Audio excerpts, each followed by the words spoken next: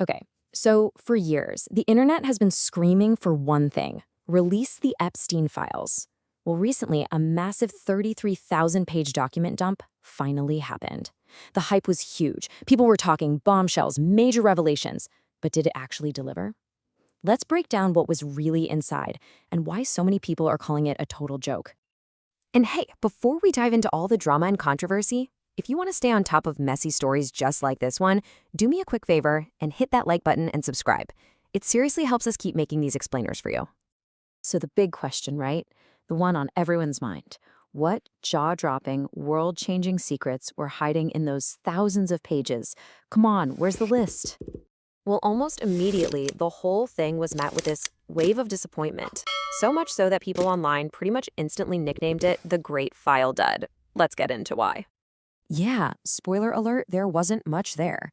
The folks who actually started digging through all those documents, journalists, internet detectives, they were just confused.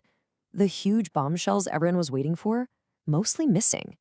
Turns out a lot of it was stuff we'd already seen. Okay, so one of the first things people looked for was an answer to the whole missing minute theory, that weird gap in the security camera footage from the night Epstein died. And the files did mention it, just not in the way anyone thought they would. The expectation online was pretty clear. We were going to get a smoking gun, some kind of proof of a massive conspiracy. But the reality of what was on that footage, so boring. It apparently just shows some guards working near his cell. That's it. Now, you gotta remember the original story. The official line from back then, from Attorney General Pam Bondi, was that the cameras just did a little system reset every night. That minute of footage, it just didn't exist. Well, guess what? That whole explanation just got completely blown out of the water. These new files include that missing minute, which proves the tape was rolling the whole time. The only problem? The footage itself shows nothing weird, which for a lot of people just makes the whole thing even more suspicious. But honestly, the weird ending to the missing minute mystery wasn't even the biggest letdown here. Nope. The much bigger problem people had was with the actual content of the 33,000 pages themselves. 3%. That's it. That is the number you need to remember. Out of all 33,000 pages, that's how much of it is actually new information. Just 3%.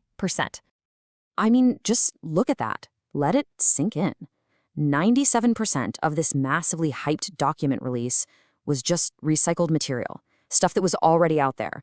That tiny little sliver is all we got that was actually new. And you can bet this immediately kicked off a political firestorm. Critics like Democratic Representative Robert Garcia jumped on this right away. He basically accused the committee chairman, James Comer, of just re-releasing a bunch of old news and calling it a big reveal. Yeah, Garcia was not holding back. He called it a spectacle to fool the public and pointed out that it had, quote, no mention of any client list or anything that improves transparency or justice for victims. Ouch. And this, of course, leads us straight into the inevitable political blame game.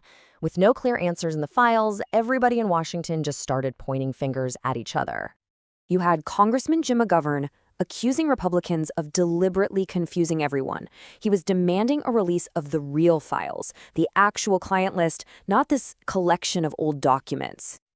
And Garcia jumped right back in, putting all the pressure squarely on the Attorney General. He's claiming Pam Bondi literally has the client list sitting on her desk and could release it this very second if she wanted to. But here's where it gets really weird. The criticism wasn't just coming from Democrats. You had Republican Thomas Massie basically suggesting that former President Trump might be holding back the full list to protect some of his own rich and powerful friends. So what does that leave us with? Total chaos. Democrats are blaming Republicans for a sham release, and then you have some Republicans pointing the finger right back at their own side, suggesting a cover-up. It's just a complete vortex of accusations. After all that finger-pointing and political drama, it all comes back to the one simple question we all started with. After all the hype, all these thousands of pages, where is the list? So let's just do a quick recap of what this big release actually gave us. No client list, a pile of documents that's 97% old news, and 1 minute of super boring footage that just makes the old official story look like a lie. That's the grand total. Which leaves us with the big final question. What are we actually looking at here? Is this some kind of intentional cover-up designed to protect powerful people? Is it just a political distraction to score some points? Or is this whole thing just a complete and utter mess? All right, now I want to hear from you. What's your theory? Drop it in the comments below. And hey, if you appreciate us trying to make sense of messy stories like this one, make sure you're subscribed so you don't miss our next explainer. Thanks for watching.